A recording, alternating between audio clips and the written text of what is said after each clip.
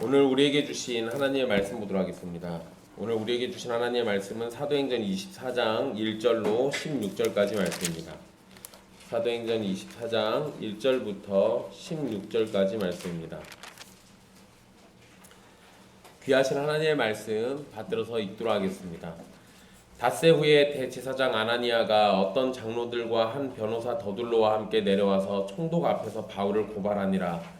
바울을 부르매 더둘로가 고발하여 이르되 벨릭스 각하여 우리가 당신을 힘입어 태평을 누리고 또 이 민족이 당신의 선견으로 말미암아 여러 가지로 개선된 것을 우리가 어느 모양으로나 어느 곳에서나 크게 감사하나이다. 당신을 더 괴롭게 아니하려 하여 우리가 대강 여짜옵나니 관영하여 들으시기를 원하나이다. 우리가 보니 이 사람은 전염병 같은 자라 천하에 흩어진 유대인을 다 소유하게 하는 자요 나사렛 이단의 우두머리라. 그가 또 성전을 더럽게 하려 함으로 우리가 잡았사오니 당신이 친히 그를 신문하시면 우리가 고발하는 이 모든 일을 아실 수 있나이다 하니 유대인들도 이에 참가하여 이 말이 옳다 주장하니라. 총독이 바울에게 머리로 표시하여 말하라 하니 그가 대답하되 당신이 여러 해 전부터 이 민족의 재판장 된 것을 내가 알고 내 사건에 대하여 기꺼이 변명하나이다. 당신이 아실 수 있는 바와 같이 내가 예루살렘에 예배하러 올라간 지 열 이틀밖에 안 되었고 그들은 내가 성전에서 누구와 변론하는 것이나 회당 또는 시중에서 무리를 소동하게 하는 것을 보지 못하였으니 이제 나를 고발하는 모든 일에 대하여 그들이 능히 당신 앞에 내세울 것이 없나이다. 그러나 이것을 당신께 고백하리이다. 나는 그들이 이단이라 하는 도를 따라 조상의 하나님을 섬기고 율법과 선지자들의 글에 기록된 것을 다 믿으며 그들이 기다리는 바 하나님께 향한 소망을 나도 가졌으니 곧 의인과 악인의 부활이 있으리라 함이니이다. 이것으로 말미암아 나도 하나님과 사람에 대하여 항상 양심에 거리낌이 없기를 힘쓰나이다. 아멘. 이 말씀은 살아계신 하나님의 말씀입니다. 오늘 말씀은 바울이 총독 벨릭스 앞에서 대제사장과 장로 그리고 변호사인 더둘로가 고발하는 내용, 그리고 바울이 자신을 변호하는 내용이 담겨져 있습니다. 바울은 성령님께서 알려주신 것처럼 예루살렘에서 결박들과 환난들을 당하게 되었고 유대인들이 결박해서 이방인에게 넘겨주는 일이 벌어졌습니다. 이제 바울은 이방인인 벨릭스 총독 앞에서 신문을 받아야만 합니다. 1절을 보면 바울이 벨릭스에게 도착한 지 5일이 지나고 난 다음에 대제사장 아나니아와 장로들 그리고 변호사인 더둘로가 총독에게 와서 고발했음을 기록하고 있습니다. 당시 재판에서 변호사가 반드시 필요한 건 아니긴 한데요. 아나니아와 장로들은 변호사 더둘로의 도움을 받아서 재판에서 이기고 싶었을 겁니다. 그에 반해서 바울은 별다른 변호사가 있지는 않습니다. 사실 누가 바울을 변호할 수 있겠습니까? 그리고 이 상황에서 누가 바울을 변호하려고 하겠어요. 그러니까 딱히 변호사를 구할 수도 없습니다. 그리고 성령님께서 입술에 해야 할 말을 붙여주실 것이라고 믿었기 때문에 바울에게는 사실 다른 변호사가 필요하지는 않습니다. 그리고 그 당시에 가장 뛰어난 변론가가 바울이잖아요. 그럼 바울에게 무슨 변호사가 필요하겠어요? 그냥 바울이 본인 스스로가 본인을 변론하면 되잖아요. 그러니까 딱히 바울에겐 변호사가 없습니다. 변호사인 더둘로의 연설이 3절에서부터 8절까지 쭉 이어지는데요. 더둘로는 벨릭스로 인해서 태평을 누린다라고 이야기합니다. 당시 유대 지역에 사는 유대인들과 로마인 사이에는 적대적인 감정이 굉장히 심했습니다. 그러니까 태평을 누리는 거하고는 사실 약간 좀 거리가 있어요. 그 원래 거짓말을 해요. 변호사는 거짓말쟁이에요. 잘 알아도. 근데 여러분 이 실제로는 불만이 가득했고 굉장히 불안한 시국이었습니다. 그럴 수밖에 없죠. 여러분 이거 그냥 뭐라고 생각하시면 되냐면요. 우리 조선 말기에 일본 사람들이 우리나라 들어와가지고 해집고 다닌다고 생각해 보세요. 그럼 우리가 일본 사람들하고 어떻게 평화롭게 태평을 누리면서 잘 지낼 수 있겠습니까? 그럴 리가 없잖아요. 그러니까 그런 시국과 똑같다고 보시면 돼요. 유대인들이 사는 이스라엘에 로마인들이 들어와가지고 그곳에서 이 유대인들을 핍박하고 착취하고 이런 일들이 그냥 벌어지고 있는 거예요. 물론 로마 사람들이라고 막 무작정 막 그렇게 일본 사람들처럼 막 그렇게 하거나 이러진 않습니다. 하지만 일단 유대인들 입장에서는 저 이방인들이 이 거룩한 땅 예루살렘에 들어와 가지고 해집고 다니는 게 굉장히 꼴보기 싫었을 거예요. 그러니까 그런 상황이니까 당연히 불만이 있을 수밖에 없죠. 그런데 이제 그 당시에 그나마 뭐 태평과 연관해 가지고 제가 이 벨릭스를 좀 변호해 보자면 그 당시에 이전에도 잠깐 나왔던 얘기예요. 당시에 선지자라고 주장했던 애굽 사람이 와서 예루살렘에서 반란을 저질렀던 적이 있습니다. 그 상황에서 유대인들과 로마군이 함께 힘을 모아가지고 그 문제를 해결했었어요. 그러니까 엄밀히 말하면 태평을 누리는 거는 반은 맞고 반은 틀린 소리입니다. 그런데 여하튼 더둘로는 태평을 말하면서 벨릭스의 통치를 높이고 있어요. 여러분 이게 참 재밌는 게 재판이라는 것이 사실관계를 따져가지고 옳고 그름을 판단해줘야 하잖아요. 그런데 재판을 하는 사람은 그 재판관은 사람이에요. 그러죠? 그래서 재판관은 뭐에 휘둘리게 돼 있습니까? 아, 그치, 돈에도 휘둘리지. 그래, 돈에도 휘둘려요. 근데 여러분 재판을 하는 사람들은요 감정에 잘 휘둘립니다. 그래서 여러분 원래 재판을 할 때는 여러분 그 재판과 관련돼 가지고 법원에 가면 무슨 여신상 하나 있잖아요. 우리나라는 좀 약간 이상하긴 한데 원래 그 여신상에 보면은요 원래 여신상은 눈을 가리고 있어요. 왜 그러냐면 감정에 휘둘리지 않게 하기 위해서. 여러분 이거는 여러분들이 직접 재판을 해보시면 압니다. 그래서 정말 나쁜 놈인데 반성합니다 그러면은 재판관의 마음이 움직이면 반성하니까 용서해줘요. 반성 안 하면 용서 안 해주죠. 근데 여러분 잘 생각해보세요. 나는 정말로 죄가 없는데 나한테 죄인이라고 자꾸 그래요? 그러면 내가 반성을 하겠어요 안 하겠어요? 안 하죠. 그럼 난 죄가 없는데 진짜로 죄가 없는데 그래서 끝까지 무죄를 주장하면은 재판관이 기분 나쁘다고 형을 더 세게 때립니다. 감정에 휘둘러서 재판을 해요. 인공지능 시켜야 돼요. 그래, 그래서 인공지능 얘기가 자꾸 나오고 있어. 근데 여러분 인공지능 나오면 진짜 재판관들 다 목 날아가게 생겼어요. 그러니까 이건 참 심각한 문제예요. 이게 정말 심각한 문제라고요. 그런데 이게 우리나라에서 지금 현재 우리나라에서도 벌어지는 일들이지만 우리나라에만 있는 건 아니에요. 외국에서도 이런 일들은 비일비재합니다. 그리고 지금 이 상황을 잘 보세요. 더둘로가 지금 뭐 하고 있는 거예요? 재판관인 벨릭스의 감정에 호소하고 있는 거예요. 이 호소가 어떻게 되는가 또 보십시오. 계속합니다. 어쨌든 반은 맞고 반은 틀린 상황이에요. 그리고 거기에다가 벨릭스의 선견으로 여러 가지가 개선됐다라는 얘기도 합니다. 이거는 이 말이 뭔 표현이냐면 이 벨릭스가 법령을 개선해가지고 좋아졌다라는 의미예요. 그런데 벨릭스가 어떤 법을 개선했는지에 대해서는 자세히 얘기를 안 합니다. 보통은 진짜로 뭐가 좋아졌으면 당신이 뭐를 이렇게 해주셔서 정말 우리가 이렇게 살기 좋은 세상이 됐습니다. 이런 얘기 해야 하잖아요. 근데 그게 없어요. 그 얘기는. 그냥 이건 그냥 듣기 좋은 소리 한 걸 가능성이 높아요. 그리고 제가 이 벨릭스와 관련된 역사 문헌들 찾아보니까 무슨 법령 바꿔가지고 잘했다는 얘기가 한마디도 없습니다. 그 얘기는 더둘로가 지금 기분 좋은 소리 하고 있는 거예요. 어떤 법을 바꾸는지는 모르겠으나 어쨌든 벨릭스의 통치와 행정력으로 인해서 어느 모양이나 어느 곳에서나 크게 감사하고 있다라고 말하는 게 지금 더둘로가 하는 표현이죠. 그런데 사실 이 표현은 당시의 상황과는 전혀 맞지 않는 겁니다. 유대인들은 로마 제국이 총독을 보내서 자신들을 다스리는 것 자체에 불만이 있었어요. 이거 당연히 기분 나쁘죠. 이게 맞아요. 여러분 쉽게 생각하면 이런 겁니다. 우리나라에 왕이 있는데 조선 총독부 세워가지고 일본 사람들이 우리를 다스리려고 그래요. 그러면 어느 조선 사람이 그걸 좋아하겠어요? 그럴 리가 없잖아요. 설령 걔네가 무슨 법을 해가지고 우리한테 이롭게 한다고 하더라도 아니 왜 네가 하냐고요? 우리 왕이 있는데 해도 우리 왕이 해야지.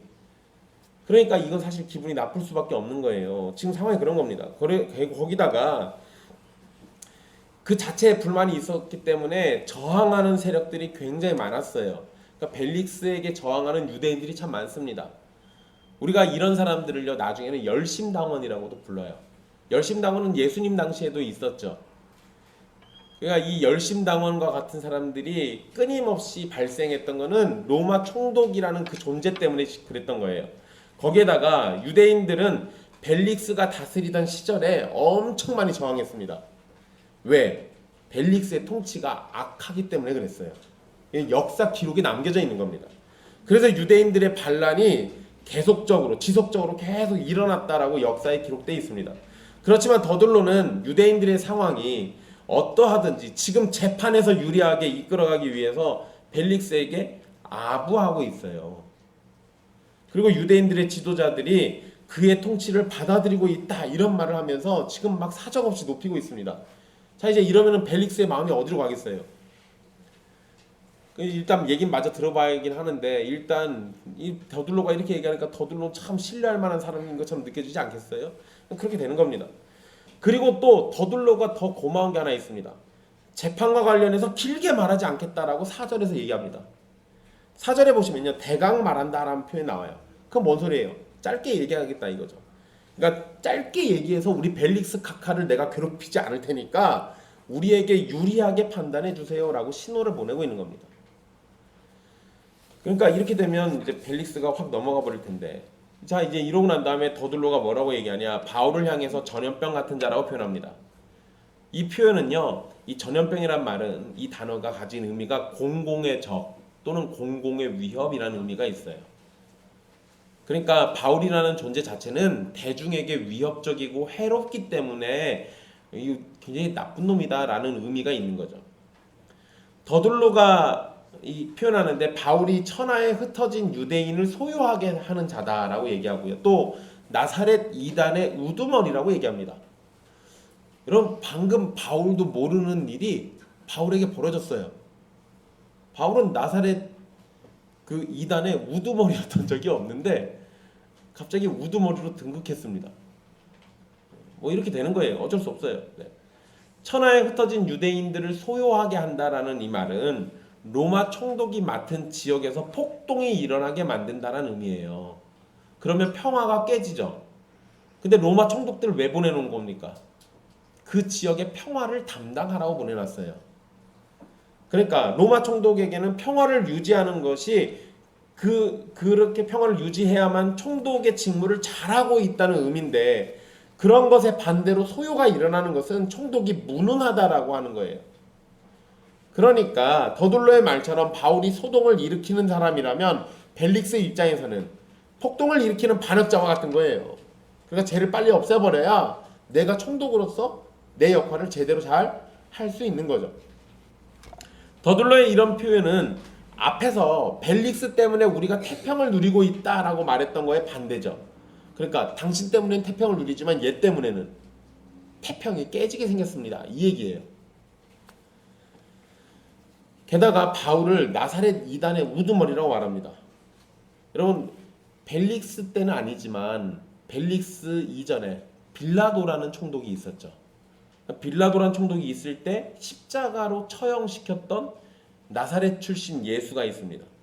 그 예수가 소동을 일으켜서 결국은 십자가에 죽였어요. 그것도 사실 소동을 일으킨 것도 지들이 한 얘기죠. 실제로 소동을 일으킨 것도 아니었습니다. 그런데 그때 그 소동을 일으켜서 죽은 나사렛 예수의 이단 우두머리가 바로 얘입니다. 이렇게 얘기하면 얘도 똑같이 소동 일으켜서 당신을 괴롭힐 거니까 얘도 빨리 죽여야 합니다, 이 얘기죠. 여러분, 나사렛 이단이라는 표현은 이게 정치적인 겁니까? 종교적인 겁니까? 종교적인 거예요. 종교적인 거. 그러니까 여기에서 이단은 결국 사실 로마 입장에서 이단도 아니에요. 유대교 입장에서 이단이지. 더둘로는 여기에 더해서요, 바울이 성전을 더럽게 하려고 해서 자신들이 잡았다라고 얘기합니다. 그러니까 아까 소요를 일으키려고 하는 사람이다라는 건 정치적인 거고, 지금 얘기는 다 종교적인 거예요. 그러니까 바울은 정치적인 부분에다 더해서 종교적인 부분에도 문제를 일으키는 사람입니다 라고 지금 얘기하고 있는 거죠. 더둘로가 한 말에 대해서 이제 바울이 변호를 해야 하는데요, 바울은 자신이 전염병 같은 공공의 적도 아니고 유대인을 소동하게 하는 자도 아니고 나사렛 이단으로 성전을 더럽히는 사람도 아니라는 것을 말해야 합니다. 그러잖아요. 이게 이제 제대로 된 변호예요. 그러죠. 더둘로는 고발 내용을 짧게 다룬 다음에 8절에서 벨릭스가 직접 신문하면 다 알 수 있을 거다라고 이렇게 얘기합니다. 그러니까 그 얘기는 뭐예요? 이제 우리 이렇게 얘기했으니까 나머지는 당신이 직접 신문해가지고 알아보십시오 이 얘기예요. 더둘로의 말이 끝나자 그 자리에 있던 유대인들도 더둘로의 말이 옳다면서 바울을 공격하는 것에 참여합니다. 근데 여러분 여기에 여러분들 성경에 참 귀찮게 하는 게 하나 있어요. 6절에서 갑자기 8절로 넘어갑니다. 그러죠? 7절이 사라졌어요. 이 출판사가 이게 귀찮아가지고 단체로 답변. 그게 아니고 여러분, 여러분들 어떤 성경에 보시면요 밑에 어떤 사본에는 해가지고 6절 하반절에서 8절 상반절 내용이 나올 겁니다. 그죠? 이건 뭐냐면요 참고로 알아두세요.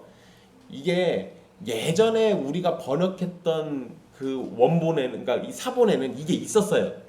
그런데 더 옛날 거 사본을 찾았더니 이게 없어요. 더 옛날 거면 원본에 더 가까워요. 그러니까 그러면 이건 원래 없었던 거예요. 아, 후대 사람들이 집어넣구나 해가지고 지금 우리 성경에 이게 빠진 겁니다. 어떤 사람들은 성경에 이렇게 없음이 있으면은 이게 사탄이 변개한 거다. 사탄이 복음을 못 깨닫게 하려고 이거를 뺀 거다 이러는데, 자 그러면 그 사람들 말대로 생각해서 이거 읽어보세요. 거기 써 있는 거. 이거를 읽어야만 우리가 복음을 알 것 같습니까? 이거 없어도 상관없습니까? 이거 없어도 상관없어요. 이거 없어도 상관없다고요.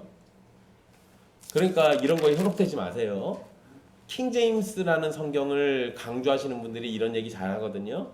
근데 우리 성경에 없음이 괜히 없는 게 아니고 옛날 고대 사본을 찾아보니까 거기에 없어가지고 우리가 없다고 한 거예요. 원래는 없는 거다. 아셨죠? 이런 거는 상식으로 알아두십시오. 자, 어쨌든 이제 바울은 자신에 대해서 이제 변호를 해야 하는데요.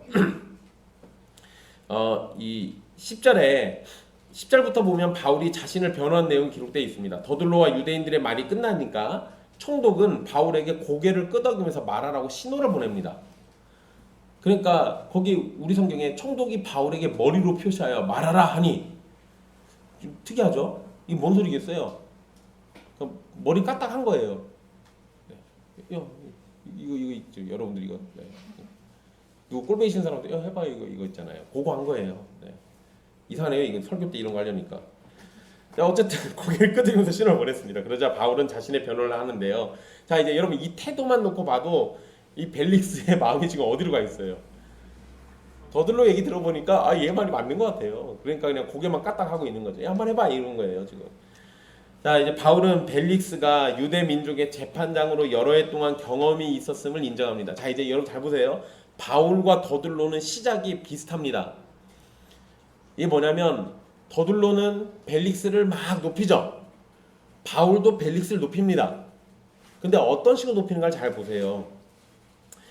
이 10절 말씀에 보면 그가 대답하되 당신이 여러 해 전부터 이 민족의 재판장 된 것을 내가 알고 내 사건에 대하여 기꺼이 변명하나이다 이래요. 자, 여기서 여러분 벨릭스가 뭘 잘했다라고 높입니까? 아니면 벨릭스가 뭘 했다라고 얘기합니까? 그냥 예전에 뭘 했던 걸 얘기해요. 그러니까 막 없는 얘기를 지어내는 게 아니고 과거에 있었던 걸 얘기해요. 바울은. 그러니까 이 바울이 벨릭스가 유대 민족의 재판장으로 여러 해 동안 경험이 있다라는 걸 인정해 줍니다. 벨릭스는요 유대 지역을 담당하기 전에는 사마리아 지역을 담당했던 사람이에요. 그러니까 벨릭스는 사마리아랑 유대 지역을 골고루 재판장으로 다스렸던 이 경험이 있는 사람이에요. 그러다 보니까 사마리아 지역은 바로 유대 지역 옆이잖아요. 그러니까 유대인들도 벨릭스가 어떻게 재판하고 어떤 일들을 다뤘는지를 어느 정도 알 수 있어요. 게다가 벨릭스의 아내는 유대인입니다. 아그리빠 왕이 있죠. 아그리빠 1세 왕의 막내딸 드루실라라는 여자예요. 그러니까 벨릭스는 유대인들에 대해서 잘 알고 있어요. 잘 모르면 어떻게 하면 돼요? 집에 가서 물어보면 돼요. 아내가 있으니까. 그래서 바울은 당신이 아실 수도 있다라고 이렇게 표현하면서 벨릭스가 이 실상이 무엇인지 파악하는 게 어렵지 않을 거다라고 지금 얘기합니다. 그리고 이제 자신이 예루살렘에 예배하러 올라간 것이 열 이틀밖에 안 됐다라고 얘기합니다. 지금 이 사건이 벌어진 것이 최근에 일어난 일이니까 총독이 조사하려고 하면 얼마든지 쉽게 확인할 수 있다라는 거예요. 게다가 바울은 예루살렘을 방문한 목적 중에 하나가 성전에 예배하려는 것이었고 올라간 기간이 12일 정도밖에 안 됐기 때문에 반란을 일으키기에 충분한 시간이 아니었다라고 말하고 있는 겁니다. 바울이 예배를 드리기 위해서 예루살렘에 올라갔다고 말하는 것은 결국 바울은 정치적인 문제가 아니라 종교적인 이유 때문에 예루살렘에 방문했다는 거예요. 그러니까 자기는 정치적인 거에는 애초에 관심이 없다. 나는 애초에 그런 거 관심 없는 사람이에요. 나 예배하러 왔어요. 이 얘기하고 있는 거죠. 그리고 그곳에서도 결국 종교적인 문제 때문에 소동이 일어났다는 걸 설명하려는 겁니다. 나 예배하러 왔는데 그러다 붙잡힌 거예요. 그러면 정치적인 문제는 사라지고 뭐만 남아요? 종교적인 문제만 남아요. 바울은 자신에게 죄가 없다는 점을 세 가지로 설명하는데 먼저 자신은 성전에서 누구와도 변론하지 않았다고 얘기합니다. 소동을 일으키려면 어떻게 해야 돼요? 사람을 모아서 이야기를 해야지. 근데 바울은 지금 올라와서 뭐 했어요? 예배한다니까요. 예배하는데 누구랑 얘기를 해요? 그냥 예배만 하면 되지. 그러니까 누구랑 얘기한 적이 없어요. 변론 안 했다고요. 바울은 예루살렘에 도착해가지고요. 교회 장로들을 먼저 만났었죠. 야고보와 장로들을 만났었습니다. 그리고 난 다음에 야고보와 장로들이 뭐라고 해요? 너에 대한 오해가 있으니까 가서 이 서원하는 사람들 4명의 머리 깎는 값 좀 네가 지불해 달라고 얘기하잖아요. 그러니까 좋다고 하고 가서 하잖아요. 그러니까 바울은 지금 예루살렘에 가가지고 하고 있는 게 예배 때문에 그 성전에 갔던 거예요. 다른 게 이유가 아닌 거예요. 그 사이에 여러분 생각해보세요. 오해를 풀기 위해서 성전에 올라가 있는 바울이 그 사이에 복음 전하러 다녔겠습니까? 아니 지금은 복음 안 전하지.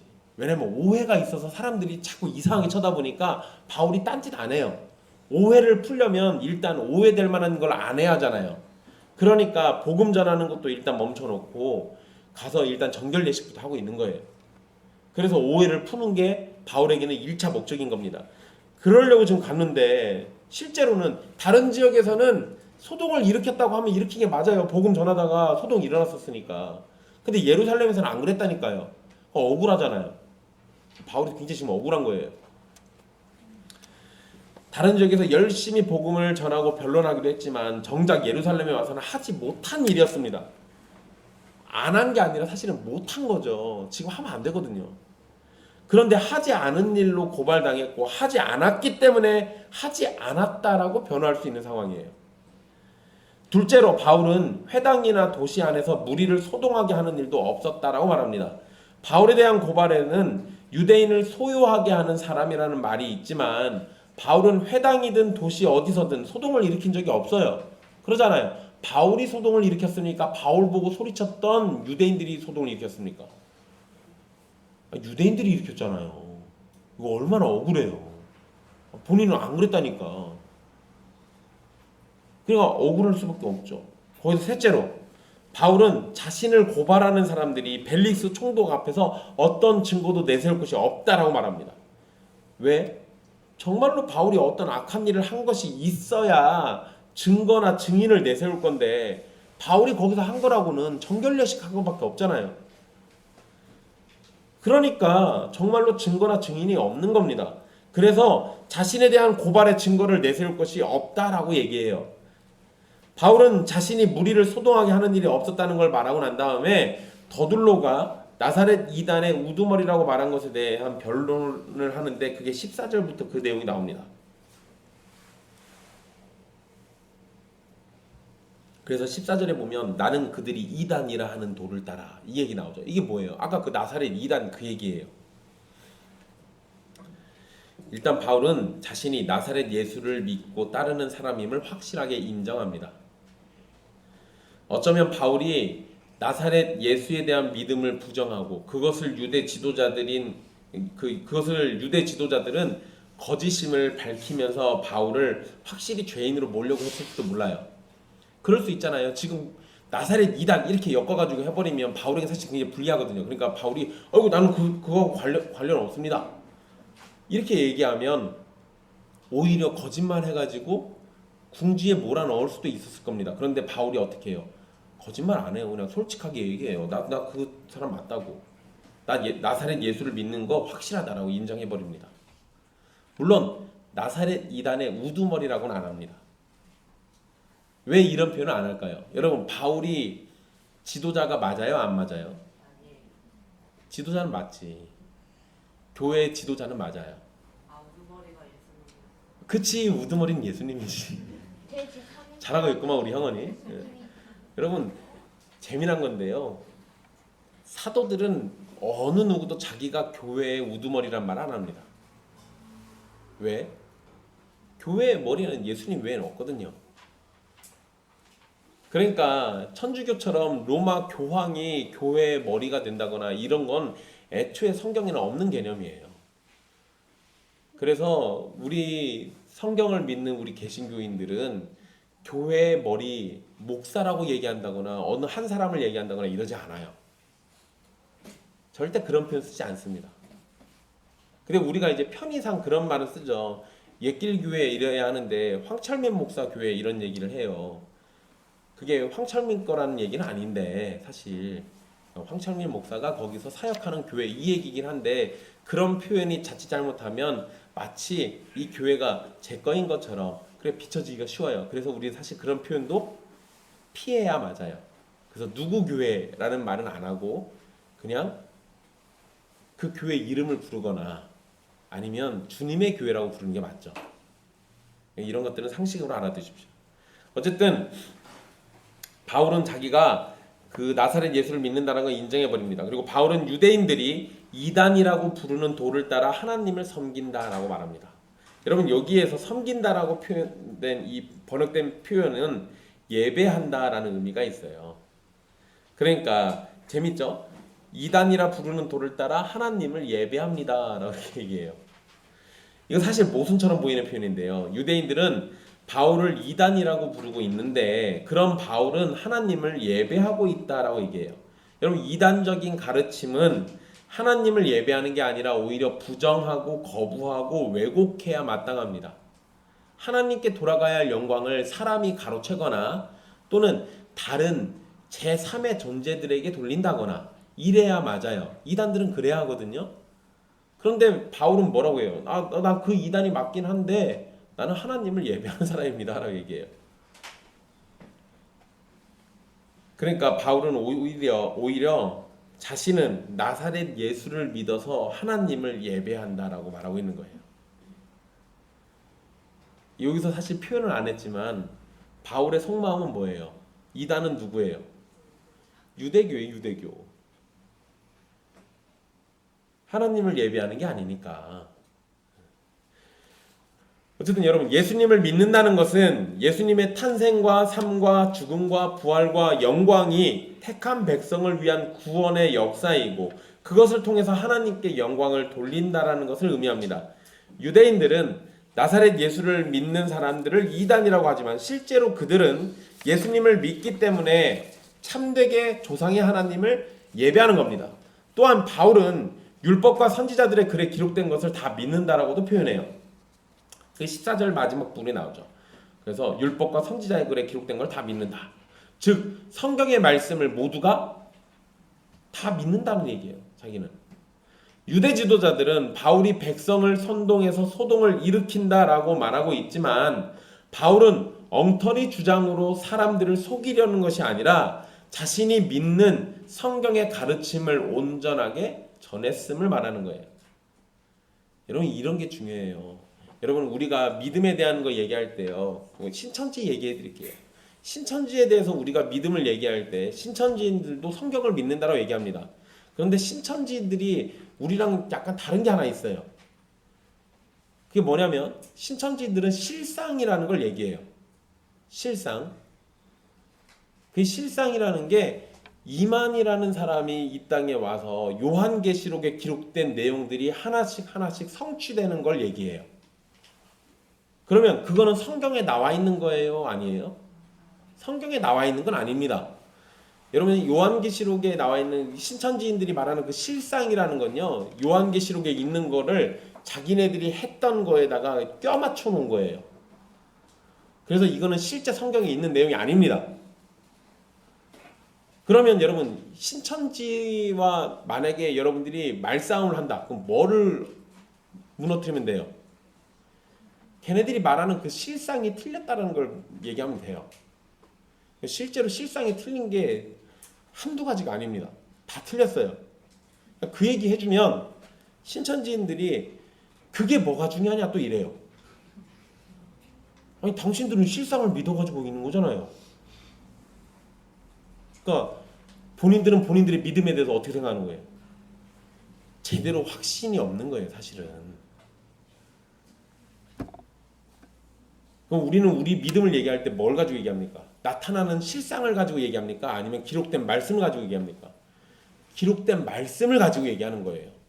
우리의 믿음은 그것이 실제로 어떻게 벌어졌는지를 얘기하는 게 아니라 그것이 가르쳐주는 말씀을 따라 그 약속 안에 있는 하나님이 우리에게 원하시는 그 믿음을 따라서 그냥 믿는 거예요. 다른 게 아니에요. 그러니까 오해하면 안 됩니다. 어떤 일이 실제로 이렇게 벌어졌으니까 그러니까 우리가 거기다 믿음을 갖고 이런 게 아니에요. 물론 여러분 예수님이 2000년 전에 오셔가지고 실제로 우리를 위해 구원의 역사를 이루셨어요. 우린 그걸 믿어요. 그거를. 근데 우리의 믿음을 다른 데 두지 말라는 거예요. 예를 들면 목사가 기도했더니 백혈병이 나섰어요. 그럼 백혈병이 나았다는 실상 때문에 예수님을 믿으면 잘못이에요. 그렇게 믿음을 갖는 게 아니라 하나님의 말씀에 하나님의 권능에서 병이 치료될 수 있다라고 하니까 그럴 수도 있구나 하고 믿는 거겠지. 말씀을 믿어야지 벌어진 사건을 믿으면 안 된다고요. 이거는요 나중에 베드로가 똑같은 얘기합니다. 우리에게는 더 확실한 예언의 말씀이 있다. 나타난 실상 말고 예언의 말씀 믿어야 한다. 그러니까 여러분들의 믿음은 말씀에 있어야 한다는 거 잊어버리지 마십시오. 자, 어쨌든 조상의 하나님을 믿고 율법과 선지자들의 기록을 다 믿는 유대인은 매우 보수적인 신앙을 가진 겁니다. 바울은 진보적이고 새로운 것을 믿어서 사람들에게 퍼뜨리는 것이 아니라 성경에 기록된 말씀 그대로를 참되게 믿어서 사람들에게 진리를 전하는 겁니다. 진리를 알지 못하는 사람에게는 진리를 전하는 사람이 이단처럼 보일 뿐이에요. 사도행전에 기록된 내용 잘 보십시오. 바울을 대적했던 유대인들 중에 성경 가지고 바울이 틀렸다라고 증명하는 사람 본 적이 있습니까? 그런 사람이 하나도 없어요. 하나도. 말싸움 하다가 안 되면 어떻게 해요? 선동해가지고 바울 쫓아내요. 아니면 사람들 데리고 와가지고 돌팔매질 해가지고 쫓아내고 이래요. 바울은 오히려 그런 사람들에게 변론하면서 복음을 전했다라고 성경에 기록되어 있습니다. 그러니까 이런 걸 생각해 보면 진리를 갖고 있는 바울이 진리 없는 유대인들에게는 이단으로 보이는 게 지극히 당연한 거예요. 바울이 가르치는 내용이 틀렸으면 뭐가 잘못되는지 지적하면 됩니다. 틀린 거 얘기하면 돼요. 유대인들이 하는 것은 그냥 바울은 이단이고 잘못된 가르침을 전했다는 식으로 선동하는 것일 뿐입니다. 만약에 바울이 잘못 가르친 내용이 있으면 그것이 무엇인지 명확하게 지적을 해주고 말을 해야 합니다. 단순히 의혹을 제기하는 것도 아니고 이단으로 정죄하는 상황이니까 사실관계가 명확해야 돼요. 그것만 얘기하면 됩니다. 그런데 여러분 유대인들이 뭐 하는지 잘 보십시오. 유대인들은요 사실관계를 따지고 말씀 가지고 얘기하지 않아요. 감정에 호소하지. 이거 정말 무서운 거예요. 이게 뭐가 틀렸으면 틀렸다라고 얘기하고 잘못했으면 잘못됐다고 얘기해주고 그러면 되는 건데 그거를 못한다고요. 이거 우리가 흔히 하는 실수 중에 하나입니다. 우리가 흔히 하는 실수 중에 하나예요. 여러분 제가 최근에 좀 웃긴 사건이 하나 있었어요. 어떤 젊은 목사가 요새 좀 굉장히 인기도 끌고 막 글도 쓰고 책도 쓰고 저 인터넷 뉴스에다가 인터넷 신문에 막 칼럼도 쓰고 막 이래요. 잘 나가요. 근데 이 목사가 이상한 걸 하나 썼어요. 동방박사를 그 예수님 아기 예수를 찾아왔던 동방박사가 목자라는 거예요. 뭔 소리 이해되십니까? 마태복음에는 동방박사가 나오고 누가복음에는 목자가 나와요. 근데 이 친구가 뭐라고 써놨냐면 이 두 가지의 사건, 이 사건을 마태는 한 사건인데 마태는 그걸 동방박사로 봤고 누가는 목자로 봤다는 거예요. 동일한 사건을 가지고 보는 시각과 신학에 따라 달리 표현된다 이거예요. 여러분 동방박사가 목자 맞아요? 그럴 리가. 그럴 리가. 여러분 나중에 복음서 설교할 때 자세히 알려드리겠지만요. 누가복음에서 목자가 예수님을 만났을 때 그때 예수님을 아기 예수라고 이제 아기라고 표현하는데 그 아기는요 갓 태어난 아기를 부를 때 쓰는 표현이고요. 동방박사가 만났던 아기는요 여러분들 혹시 들어보셨을 거예요. 파이디온이란 말 들어보신 적 있을 거예요. 유치부나 어린이부 선생님들이었으면 한 번쯤 다 들어봤던 얘기입니다. 그 파이디온은 2살에서 4살 정도 되는 애들, 뛰어다니는 애들 있죠. 이런 애들을 부를 때 쓰는 표현이에요. 그러니까 동방박사가 예수님을 만났을 때 예수님은 뭐 했다? 그 막 뛰어다니면서 말질할 때 그때 그 나이라니까요. 갓난애기가 아니고. 여러분들 보통 또 여러분들이 성탄절에 성극할 때 막 태어난 예수님을 동방박사가 찾아오는 걸 하도 많이 보셔가지고 여러분들 다 그렇게 알고 있잖아요. 그게 아니고 동방박사가 찾아왔던 건요. 좀 큰 애예요. 이제 막 뗄 수 있는 애. 그래서 여러분 헤롯 대왕이 3살인가 2살 이하 아래 남자애들 다 죽이라고 그러잖아요. 그렇게 얘기하는 이유가 있는 거예요. 거기에. 괜히 그런 게 아니고. 그러니까 이렇게 놓고 보면 그 사건과 이 사건은 분명히 다른 거예요. 그죠? 그래서 제가 페북에다가 그 기사 이렇게 링크 걸고는 이거 좀 이상하다. 이건 각각 다른 사건이다. 이게 썼더니 제가 자기를 왜곡하게 읽어가지고 사람들에게 자기를 이단 만들었다고.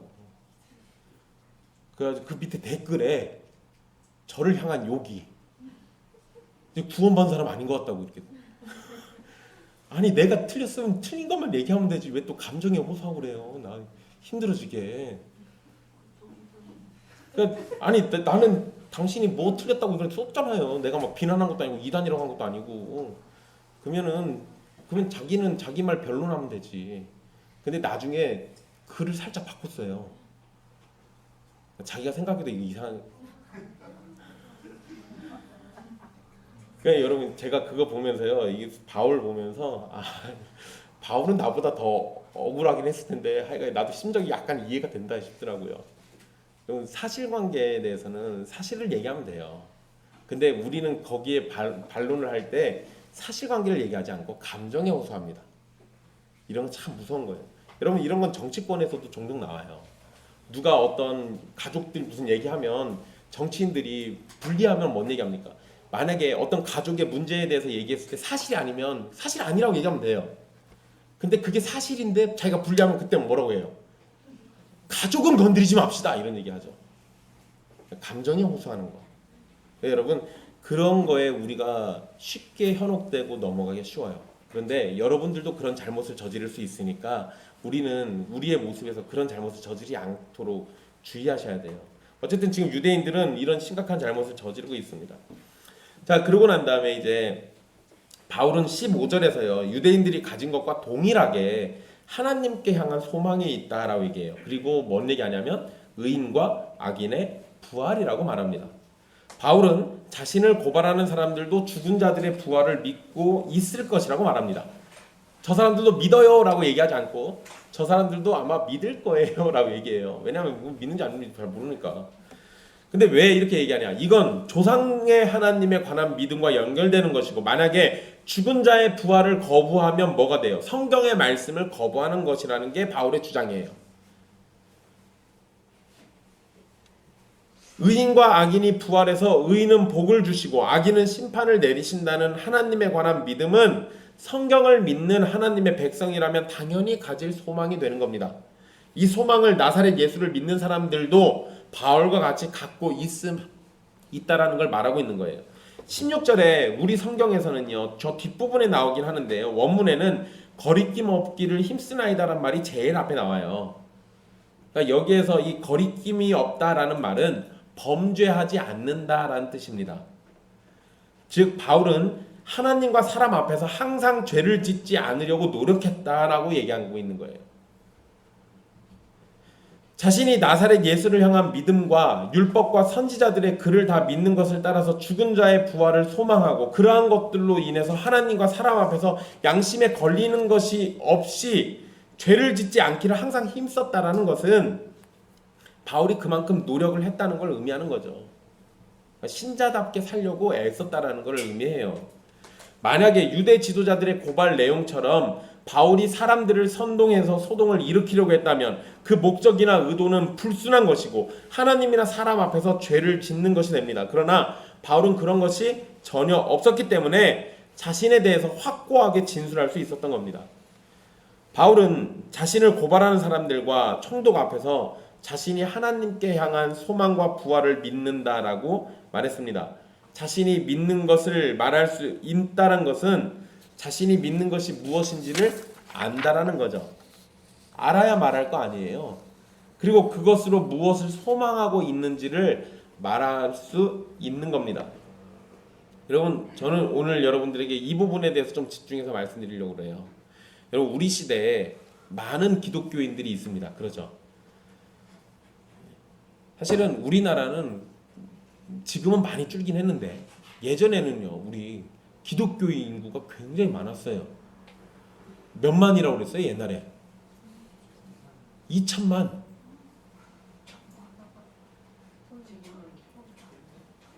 그럼 상상 속의 숫자예요, 사실은. 실제로는 그러지 않았어요. 근데 어쨌든 그냥 우리 많았다고 칩시다, 그냥. 근데 여러분, 그렇게 많았던 기독교인들이 지금 다 어디 갔습니까? 이제 다 부정돼요. 아, 그게 다 부정돼요. 여러분, 코로나 시국을 거치면서요, 교회를 떠난 사람들이 굉장히 많아요. 코로나 시국 거치면서. 그 전에도 핑계만 있으면 교회를 떠나려고 했던 사람들이 굉장히 많았었습니다. 그런데 코로나 시국을 거치면서 교회를 안 나오기 시작하는 사람들이 굉장히 많았어요. 여러분, 이게 왜 그러냐면요, 잘 생각해 보세요. 60년대, 70년대 교회 다니셨던 분들은요, 본인들이 선택해서 다니셨던 분들이에요. 근데 80년대부터는요, 거의 자녀들이 부모 따라서 다녔습니다. 그런데 그 80년대 교회 다녔던 분들, 90년대 교회 다녔던 분들, 지금으로 치면은 40대, 50대쯤 돼요. 그분들 교회에 얼마나 많이 있습니까? 아니요, 거의 초토화돼 있어요. 없어요. 그 밑으로 다 없습니다. 왜? 믿음이 뭔지 모르니까. 교회를 다니긴 했는데 믿음이 뭔지 몰라서요. 많은 기독교인들이 믿음을 말하고는 있지만 정작 자신이 무엇을 믿고 있는지 말하지 못하는 경우를 굉장히 많이 봅니다. 부끄러워서 그럴 수도 있어요. 근데 여러분, 부끄러워서 그런 겁니까? 몰라서 그런 겁니까? 부끄럽긴요, 몰라서 그러는 게 훨씬 더 큽니다. 그럼 왜 부끄러웠겠어요? 말하는 걸 부끄러워하는 거예요? 혹시 자기가 틀릴까봐 부끄러워하는 거예요? 틀릴까봐 부끄러워하는 거는 확실히 모른다는 얘기죠. 그러잖아요. 교회에 와서 찬송하고 기도할 때 함께 눈을 감기도 하고 기도에 아멘을 외칠 수도 있지만 정작 자신이 믿고 있는 것이 무엇인지, 누구에게 기도하고 있는지, 왜 기도하고 있는지, 믿음의 대상인 하나님은 누구신지, 우리의 믿음이 무엇을 소망하고 있는지 모르는 경우가 허다합니다. 너무 많아요. 너무 많아요. 믿음을 이해하고 아는 건 단순히 지식의 문제가 아니에요. 이것은 성령님의 은혜를 따른 신비의 문제입니다. 세상적으로 아무리 뛰어난 지식을 가지고 있다 해도 믿음에 대해서 전혀 엉터리로 이해하거나 도무지 이해 못해서 아무 말도 못하는 경우들도 많습니다. 이게 참 슬픈 일이에요. 이것은 지식의 문제이거나 지능의 문제가 아니라는 걸 보여주는 거죠. 믿음에 대해서 신학적으로 설명할 수 있을지는 몰라도 그것을 자신의 믿음으로 고백하는 것은 성령님의 은혜를 받아야만 가능한 일입니다. 즉 참된 신자가 아니라면 아무리 똑똑한 사람이어도 믿음에 대해서 온전한 설명을 할 수 없다라는 거예요. 성도는 자신의 믿음에 대해서 대답할 준비가 되어 있어야 합니다. 베드로전서 3장 15절에 사도 베드로가 이렇게 얘기했어요. 너희 마음에 그리스도를 주로 삼아 거룩하게 하고 너희 속에 소망에 관한 이유를 묻는 자에게는 대답할 것을 항상 준비하되 온유와 두려움으로 하고, 이렇게 기록하고 있습니다. 이 말씀의 문맥에서 소망에 관해서 질문하는 사람은 대적자예요. 이 베드로전서 이 문맥상 너의 소망이 뭐냐라고 물어보는 사람은요, 대적자예요. 대적자. 그러니까 지금 딱 바울의 상황인 거예요. 우리에게 소망에 관해서 질문하는 사람들은 우리의 믿음에 대해서 질문하는 것과 똑같습니다. 물론 여러분, 우리는 대적자에게만 이런 질문을 받는 건 아니에요. 그냥 정말로 우리에게 관심이 있어가지고 물어보는 사람들이 있을 수도 있어요.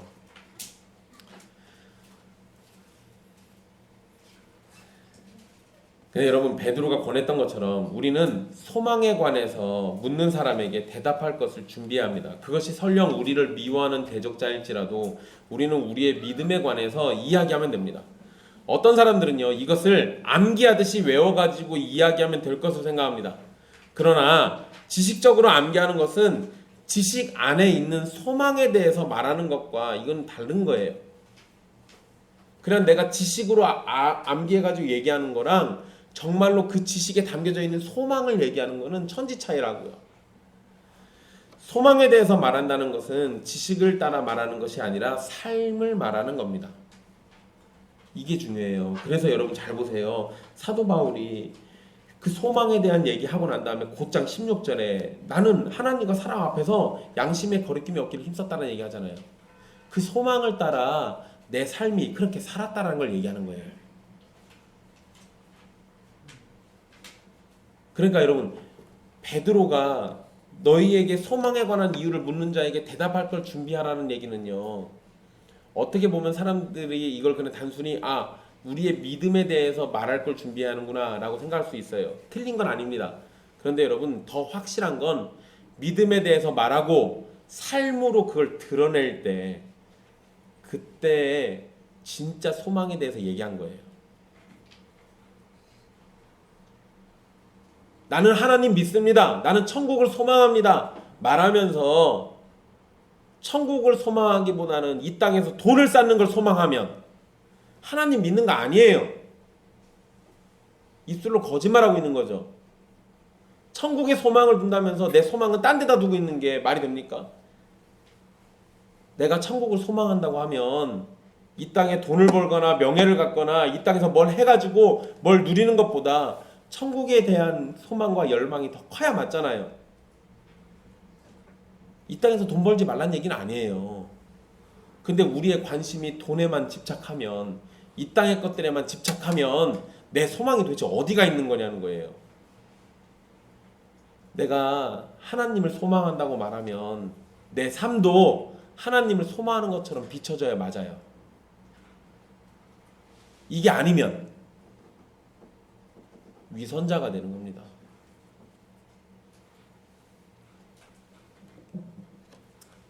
그러니까 삶이 전혀 없이 암기해서 말하는 건 진정으로 믿음을 말하는 것이 아니에요. 대적자나 불신자들이 성도를 향해서 소망을 물어보는 것은요, 성도들은 자신과 다른 삶을 사는 사람이기 때문에 물어보는 겁니다.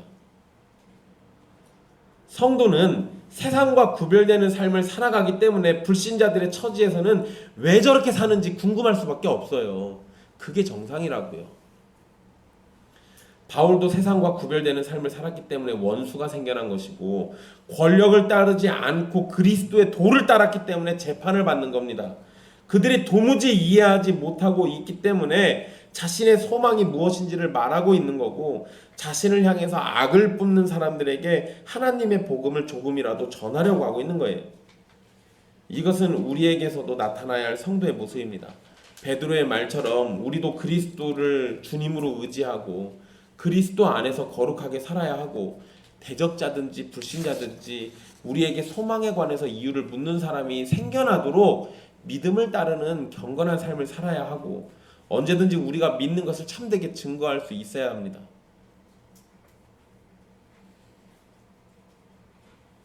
돈을 섬길 것이냐 하나님을 섬길 것이냐. 신자들에게 물어보면 신자들은 다 뭐라고 얘기합니까? 하나님을 섬긴다고 얘기하죠. 말은 그렇게 하는데 실제 삶은 실제 삶에서 돈을 쫓고 있으면 내가 하나님을 섬긴다고 한 건 새빨간 거짓말이잖아요. 그럼 내가 말로는 하나님 섬긴다고 하면서 실제로는 돈을 열심히 쫓고 있으면 세상 사람들이 나한테 소망을 물어볼까요? 아니요. 세상 사람들이 그런 건 더 빨리 알아요. 저거 가짜라고. 그러면 애초에 그런 사람한테는 소망도 안 물어봅니다.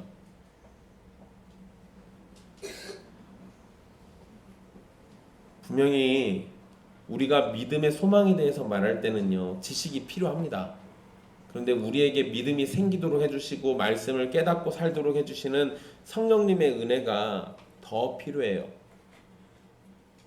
그런데 여러분, 아무것도 하지 않고 그냥 성령님께서 알아서 깨닫게 해주시고 할 말을 붙여주시기를 기다리는 게 마땅할까요? 그러지 않습니다. 주님은 그런 식으로 일하시지 않고 그런 걸 원하시지도 않아요. 우리는 우리의 소망이 무엇인지, 우리의 믿음이 무엇인지 공부해야 돼요. 알아야 얘기하니까. 그리고 그 소망과 믿음이 얼마나 가치가 있고 선한 일인지도 고민해보고 근심해보고 생각해봐야 합니다. 그리고 나서 성령님께서 도우시는 방식도 바로 그런 일들을 통해서 도와주세요.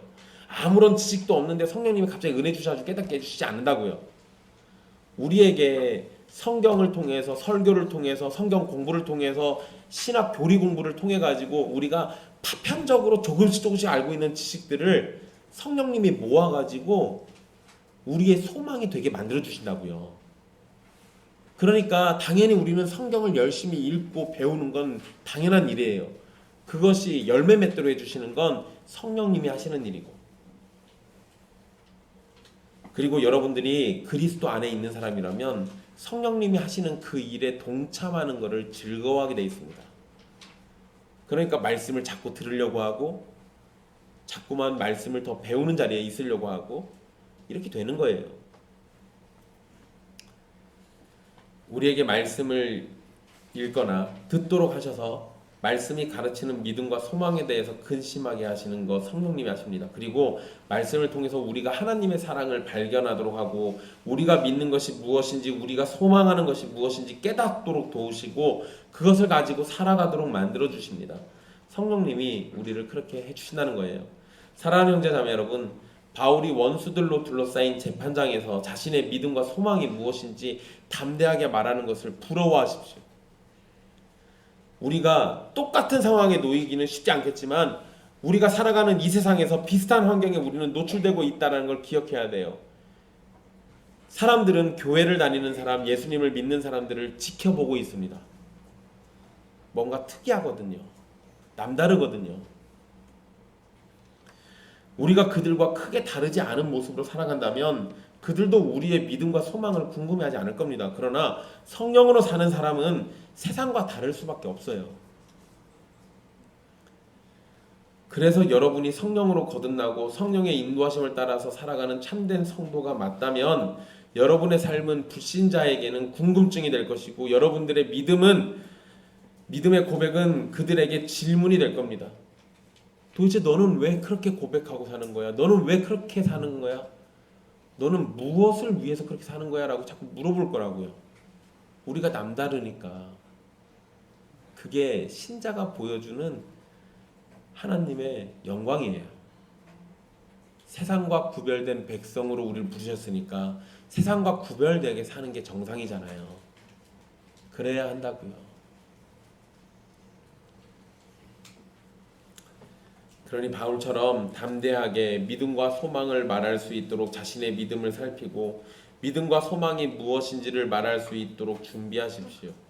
우리의 믿음과 소망에는 하나님의 약속이 있고 약속의 성취이신 예수 그리스도가 계십니다. 그리고 그 모든 일에는 하나님의 무한한 사랑이 있습니다. 바울이 고난과 핍박 속에서도 믿음을 버리거나 소망을 잃어버리지 않았던 것은 하나님의 사랑 때문이라는 걸 기억하십시오. 그리고 그 사랑이 저와 여러분에게도 주어져 있다는 것을 기억하세요. 여러분이 예수 그리스도 안에서 택함을 받은 사람이 분명하다면 여러분의 삶은 어떤 모양이든 하나님의 사랑이 드러나게 되어 있습니다. 그 일을 위해서 여러분들도 애쓰고 수고하며 하나님의 영광을 구하는 것이 마땅한 줄 아십시오. 그러니 그 사랑이 여러분의 삶에서 나타날 때 그것이 곧 우리의 믿음과 소망이 될 것이고 예수 그리스도를 증거하는 강력한 전도의 도구가 될 겁니다. 여러분, 바라기는 여러분들 평탄한 삶을 살다가 천국에 이르렀으면 좋겠습니다. 그런데 우리의 삶이 결코 그렇지 않을 거고, 그리고 우리 앞에 어떤 시간들이 준비되어 있는지 사실 우리 잘 몰라요. 어쩌면 6.25와 같이 공산당들이 다시 쳐들어올 수도 있고요. 일제강점기 같은 사건들이 다시 또 벌어져가지고 신자들이 또 위협받을 수도 있습니다. 그런데 그럴 때 우리는 우리의 대적자들 앞에서 우리의 믿음과 소망에 대해서 힘있게 얘기할 수 있어야 하지 않겠습니까? 주님이 우리를 위해서 십자가의 죽음도 짊어지실 때요, 힘없이 끌려가신 건 맞지만 질문하는 빌라도 앞에서는 힘없는 양처럼 서 있지 않았어요. 하나님의 진리를 가진 자로 어떠한 소망으로 지금 이 자리에 서 있는지를 명확하게 얘기하시고 그 일을 위해서 담대하게 죽음을 향해 갔습니다. 우리 때문에. 우리에게 만약에 그런 상황이 온다면 우리 주님 때문에 우리도 죽음을 향해서 담대하게 걸어갈 수 있어야 할 겁니다. 그게 소망을 가진 자의 삶이에요. 그런데 여러분, 그러한 일은 우리에게 지금은 찾아오지 않을 거고 아무래도 앞으로도 안 올 것 같아요. 대신에 우리가 할 수 있는 일이 있습니다. 우리의 삶을 위협하거나 목숨을 위협하지는 않지만 이 세상에 허망한 것들에 둘러싸여 있고 헛된 것들에 둘러싸여 있고 복음을 알지 못하는 저 죄인들에게 우리 둘러싸여 있잖아요. 그들 앞에서 우리의 소망을 드러냅시다. 우리의 믿음을 드러내고 우리의 주인이신 예수 그리스도를 드러냅시다. 그것이 우리가 할 일입니다. 기도하겠습니다.